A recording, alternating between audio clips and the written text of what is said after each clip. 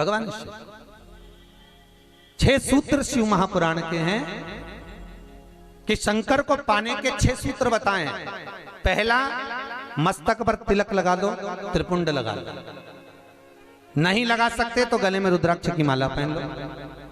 इतना भी नहीं कर सकते, तीसरे नंबर का सूत्र है कि भगवान शंकर का मंत्र जाप कर लो, नमः शिवाय, ओम नमः शिवाय। ये भी नहीं कर सकते तो मंदिर में शंकर जी को 1 लोटा पानी चढ़ा दो, चौथा सूत्र। 5वां सूत्र है, इतना भी नहीं कर सकते तो किसी शंकर के मंदिर के पास में से निकल कर चले जाओ तो शंकर के मंदिर का शिखर का दर्शन हो जाएगा। शिखर दर्शनम सर्व पाप नाशन, बस उतना भी बहुत है। ये 5। और 6ठे नंबर का सूत्र है, अगर इतना भी नहीं कर सकते तो पूरी जिंदगी में अगर 12 ज्योतिर्लिंग पर पहुंचकर शंकर की कथा को सुन लोगे तो फिर दूसरा जन्म नहीं होता। ये 6 सूत्र शंकर को पाने के हैं, भगवत भक्ति को पाने के हैं, भगवत रस तत्व को पाने के हैं। 6 सूत्र है। शंकर का अनुमोदन करें। ऐसी कौन सी भूमि है, ऐसी कौन सी जगह है जहां शंकर नहीं है? हर जगह, हर तत्व में, कण कण में, हर जगह पर वही तो समाया है। बस हमारे नेत्र परखैया नहीं है, इसलिए हम पहचान नहीं पाते। बहुत दुनिया के लोग बहुत कम पहचान कर पाते हैं। बस अंतर तब आता है एक घर के बुजुर्ग माता पिता को और एक परमात्मा को लोग अंतिम तक नहीं पहचान पाते। अंतिम तक बहुत कठिन। माता पिता सब कुछ दे देते हैं बच्चों को। एक सास अपनी बहू को जब पसंद करके आती है, जो सास कभी अपनी देवरानी जेठानी की एक अंगूठी नहीं दे वो हाफ सेट देके आ जाती है। सोचो जरा, विचार करो। खुद कैसी भी साड़ी पहने पर बहू को एक से बढ़कर एक चढ़ावे में चढ़ा देती है। तैयार होने का डब्बा भी देती है, नंबर की चप्पल भी देती है, सब कुछ देती है। शादी नहीं होती उससे पहले ना जाने कितना सास बहू को दे आती है। कितना विश्वास सास का बहू पर होगा। और बहू जब पहली विदाई में घर से सास के यहाँ से जाती है तो अलमारी में ताला लगा के चाबी घर ले जाती है। सोचो, सास ने कितना विश्वास करा, सब कुछ दे दिया, और बहू ने ऐसा विश्वास करा कि चाबी तक बटोर के पहली विदाई में ले गई। पहली विदाई क्यों? क्योंकि नंदे आई हैं, डोकरी निकाल के ना दे दे कच्छू। विश्वास कहाँ, भरोसा कहाँ, पूर्ण तक कहाँ है? भगवान शंकर की कथा कर रही है।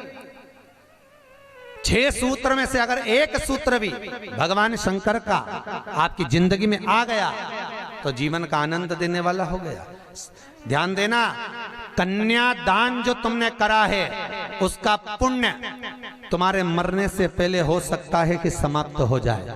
अन्नदान जो तुमने करा है उसका पुण्य हो सकता है तुम्हारे मरने से पहले समाप्त हो जाए। क्योंकि कई लोग कहते हैं हमने कन्यादान करा, हमने वस्त्र दान करा, हमने मुद्रा दान करी, हमने स्वर्ण दान करा, हमने अन्नदान करा, हमने भागवत कराई, हमने रामायण करवाई, हमने गीता करवाई, हमने तीर्थ करे, हमने व्रत करे। ये सारे पुण्य तुम्हारे खाते में हैं। एक पलड़े में तुम्हारे पुण्य रखे हैं, पर एक पलड़े में जो पुण्य इकट्ठे करके रखे हैं तो पाप भी तो देखो कितना करो। पाप भी तो देखो, मालूम पड़े मुंह से किसी की निंदा कर दी, उसी पुण्य में से कम हो गया। हुआ कि नहीं हुआ? अरे बोलो तो सही, अब 200 रुपए लेके आई थी, अब 200 रुपए में से खर्चा करते जा रहे हो तो होगा कि नहीं होगा खर्चा? थोड़ा गलत बोल दिया, पुण्य समाप्त हुआ। किसी को अपशब्द बोल दिए, पुण्य समाप्त हो गया। किसी के लिए गलत देख लिया, पुण्य समाप्त हो गया। किसी के लिए गलत सुन लिया, पुण्य समाप्त हो गया। हमने पुण्य तो बहुत कमाया, हमने ढेर पुण्य इकट्ठा करा। कन्यादान, वस्त्रदान, अन्नदान, मुद्रादान, स्वर्णदान, भागवत, रामायण, गीता, यज्ञ, अनुष्ठान, संत पूजा, गुरु पूजा, सब कुछ करी, पुण्य तो ढेर इकट्ठा करा। पर मरने से पहले ये सारा पुण्य तुम्हारा बोलने से, अपशब्द कहने से, ताना देने से, निंदा सुनने से, गलत देखने से समाप्त हो गया। पर शिव महापुराण की कथा कहती है सारे पुण्य तुम्हारे मरने से पहले भले समाप्त हो जाएंगे, पर शिव महापुराण की कथा यदि तुमने भूल से भी 5 मिनट की भी सुन ली तो वो जिंदगी भर अटल और अमर हो जाती है, वो कभी समाप्त नहीं होती। शिव महापुराण की पुण्य कभी समाप्त नहीं होता। शंकर का किया हुआ पुण्य कभी समाप्त नहीं होता।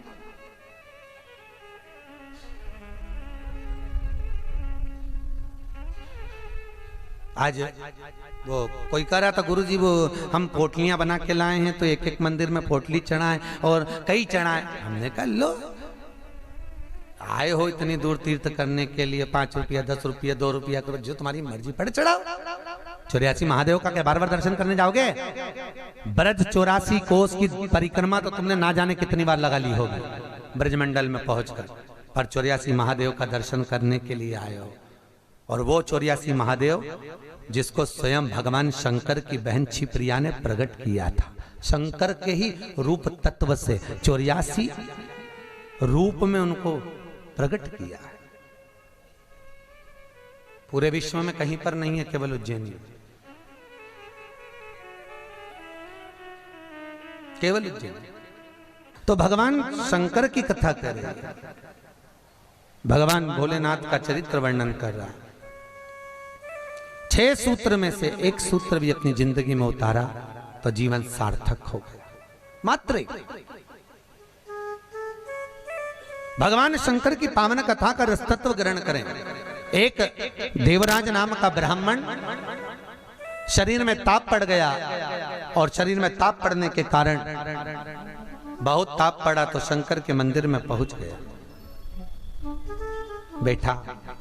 अब वहां तो थोड़ी थोड़ी देर में शंकर के मंदिर में कथा हो रही थी, प्रवचन चल रहे थे, शिव महापुराण का चरित्र चल रहा था। और ये थोड़ी थोड़ी देर में पंडित जी चिल्लाए हर हर महादेव। अब जैसे ही पंडित जी चिल्लाए तो इसके शरीर में ताप पड़े, इसको आ रहा बुखार। अब बुखार आए और कहीं का चिल्लाए, सिर दर्द हो और कहीं का चिल्लाए तो बड़ा बुरा लगे महाराज।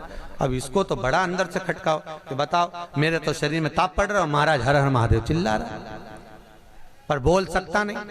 ताप पढ़ते पढ़ते पढ़ते पढ़ते थोड़ी देर में ये यहां से चला शंकर के मंदिर से कथा श्रवण कर कर थोड़ी देर भले ताप पड़ा, बुखार आया, सिर दर्द हुआ, सब कुछ हुआ, पर शंकर की कथा तो शरीर में पहुंच गई, इस आत्मा तक पहुंच गई। होता है जब घर से चले होगे तो सोचे पाँव दुख रहा है, बुखार आ रहा है, सर दर्द हो रहा, ये हो रहा, वो हो रहा, पर शंकर के धाम में पहुंच गए तो अब ये सोच लो कि तुम शंकर के हो गए, तुम शिव के। यहाँ बिठले सेवा समिति के कहने पर नहीं आए, यहाँ पाठक जी के कहने पर नहीं आए, यहाँ हमारे कहने पर नहीं आए। यहाँ तो हम भी बुलाते तो तुम नहीं आते, क्योंकि ये नगरी महाकाल की है। महाकाल का राजा है महाकाल, और महाकाल राजा का एक नियम है, यहाँ कोई राजा, कोई मंत्री, कोई बड़े से बड़ा राजपाट वाला इस नगरी में रात नहीं रुक सकता। यहाँ का नियम है, क्योंकि यहाँ एक ही राजा, कौन सा? महाकाल राजा, बस उसी का राज्य चलता। तो जब उसके घर में आए हो तो हम कौन बुलाने वाले? बोलो तो सही। उसने बुलाया, उसने ठहराया, उसने खिलाया, उसने घुमाया, 5 दिन घूमो फिरो, उसका दर्शन करो, आनंद करो, घरे जा। घर वाले पूछे कहाँ गई थी तो कहना महाकाल के घर गई थी, उसने बुलाया। रामकृष्ण परमहंस जी से एक ने कहा, रामकृष्ण परमहंस जी से बोले, अरे रामकृष्ण परमहंस जी, हमने सुना है कि माता जगतजननी जगदम्बा शारदा भवानी माँ देवी आपसे बात करने के लिए आती हैं, आपसे मिलने के लिए आती हैं। रामकृष्ण परमहंस जी ने कहा, तो रामकृष्ण परमहंस जी, अगर देवी जी तुमसे मिलने आती हैं, देवी जी तुमसे बात करने आती हैं, जगदम्बा तुमसे मिलने के लिए आती है, तो रामकृष्ण परमहंस जी एक काम करो ना, एक आध बार माता जी को हमारे घर भी भेज दो। हंसी उड़ाने वाले तो कुछ भी बोल देते हैं, एक आध बार माता जी को हमारे घर भेज दो। रामकृष्ण परमहंस जी ने कहा ठीक है, एड्रेस बता दो, देवी जी को तुम्हारे घर भेज देंगे। बोलो एड्रेस क्या है? उस व्यक्ति ने कहा फलाना गली में, फलाना मोहल्ले में, ये वाले मकान में, इस नंबर में, इस जगह पर मैं रहता हूं। रामकृष्ण परमहंस जी ने कहा, स्वामी विवेकानंद के गुरु रामकृष्ण परमहंस जी कहते हैं, जो एड्रेस आपने दिया ये तो आपके घर का है, ये आपके घर का एड्रेस है, आपका एड्रेस दीजिए, आप कहाँ रहते हैं? उसको लगा मैं दुकान पे रहता हूँ, तो हो सकता दुकान का मांग रहा है, उन्होंने दुकान का एड्रेस दे दिया। रामकृष्ण परमहंस जी बोले ये तो दुकान का एड्रेस है, आप कहाँ रहते हो, आपका एड्रेस दो। तो रामकृष्ण परमहंस जी के शब्द सुने तो उस व्यक्ति ने कहा ये हमारा ही तो एड्रेस है। रामकृष्ण परमहंस जी बोले, जिस घर का एड्रेस दिया वो तो घर का है, जिस दुकान का एड्रेस दिया वो तो दुकान का है, कि दुकान यहाँ है वो वहां घर है, तू कहाँ रहता है, तेरा एड्रेस बता, तू रहता कहाँ है? रामकृष्ण परमहंस जी के शब्द सुने, उसने चरण पकड़ लिया और रामकृष्ण परमहंस से पूछा, आप बताओ कि मेरा निवास कहाँ है। रामकृष्ण परमहंस जी कहते हैं, इस शरीर का आखिरी निवास तो शमशान है, मनुष्य वहां निवास करने वाला है। बस ये आत्मा परमात्मा के चरणों में रहे और शरीर आखिरी में वहां पहुंच जाता है, आखिरी में। बड़े आश्चर्य में लोग बताते हैं, हम वहां रहते हैं, तुम नहीं रहते, तुम्हारा घर रहता है, तुम चले जाओगे घर में ही रह जाएगा, अभी तुम्हारा एड्रेस है फिर तुम्हारे बेटे का हो जाएगा। अरे बोलो तो, फिर बेटा गया पोते का हो जाएगा, पौता गया पर पोते का हो जाएगा। वो तो घर का पता है, तुम्हारा एड्रेस क्या है, तुम किस पते पे रहते हो? अताना पता जबरदस्ती के लापता घूम रहा, काय का पता तुम्हारा? जबरदस्ती के छाती ठोक के मेरा घर मेरा घर मेरा घर। एक आध दिन यमराज आई गया, उठा के ले गया, सब धाड़ धाड़ रोएंगे। 2-3 महीने के बाद, 4-6 महीने के बाद बेटा नेम प्लेट निकाल के खुद की चिपका देगा, मेरा घर का घर तुम्हारा।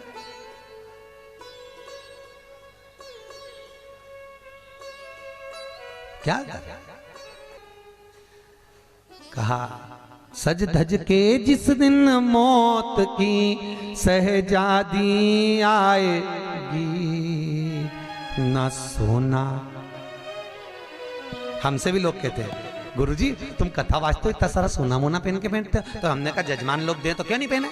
अरे बोलो तो दीजिए, कहीं करे कहीं बाद में जोड़ जोड़ के औलाद के देखे ना, है तो तुम्हारे पास भी, बस तुम भी जोड़ जोड़ के लाख कर में, अलमारी में लाख कर में, और एक आध दिन मर गई और सारा पड़ा की पड़ा रह गया, ऊपर जाके याद करेगी वाला हार तो पीना ही नहीं, फिर कहीं मतलब का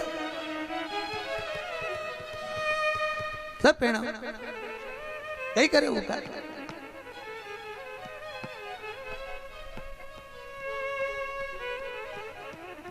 उसका करे क्या?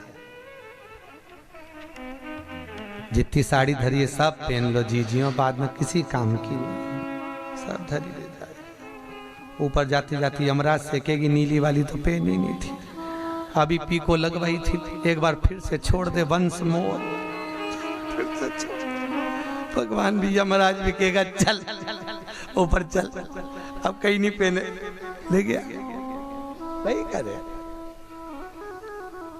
खूब जोड़ा, आखिरी में यही छोड़ा, और फिर इतना बड़ा फोटो टंगा, उनमें प्लास्टिक के फूल की माला, और वो भी पंखा में माला यूं हिले, पंखा में माला हिले और डोकरी फोटो में स्माइल दे।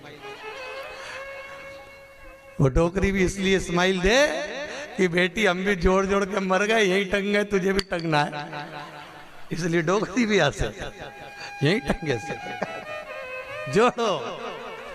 कुछ नहीं खाया, खूब जोड़ा, खाना खाने की फुर्सत नहीं थी। साहब सवेरे 8 बजे से रात को 10 बजे तक दुकान नहीं छूटे। एक एक ग्राहक के लिए बैठा दिया, और आखिरी में सब छोड़ के घर के लोग अर्थी पे भी ले गए, तो बांध के ले गए, सबको मालूम है मर गया, उसके बाद भी ना जाने क्यों बांध के ले जाते, और खींच खींच के बांध, खींच और खींच और खींच।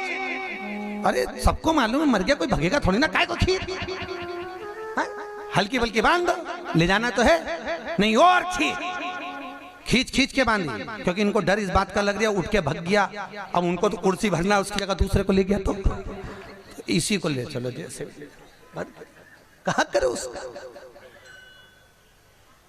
क्या। सज धज के जिस दिन मौत की सहजादी आएगी, न सोना काम आएगा न चांदी। छोटा सा तू कितने बड़े अरमान हैं तेरे, मट्टी का तू सोने जैसा मान है तेरे। मेरे को नहीं जानते, मेरे को नहीं पहचानते?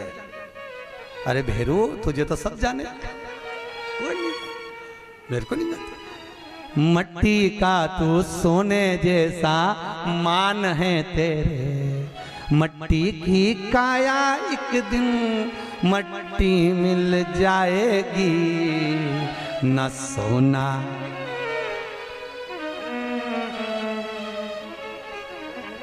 कई करोगा फिर।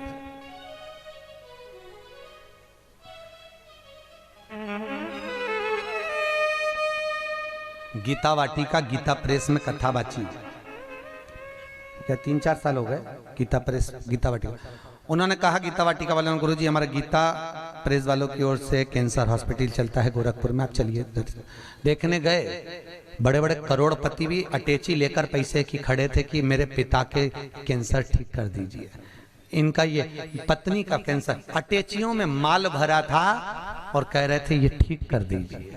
अटैचियों में माल भरा, काम आ सकता है? अटैची भर कर रखी हुई है। पर शिव महापुराण की कथा कहती है जहां पर औषधि भी काम नहीं करती वहां पर शिव की करुणा काम कर जाती है और कृपा बरसा देती है। शिव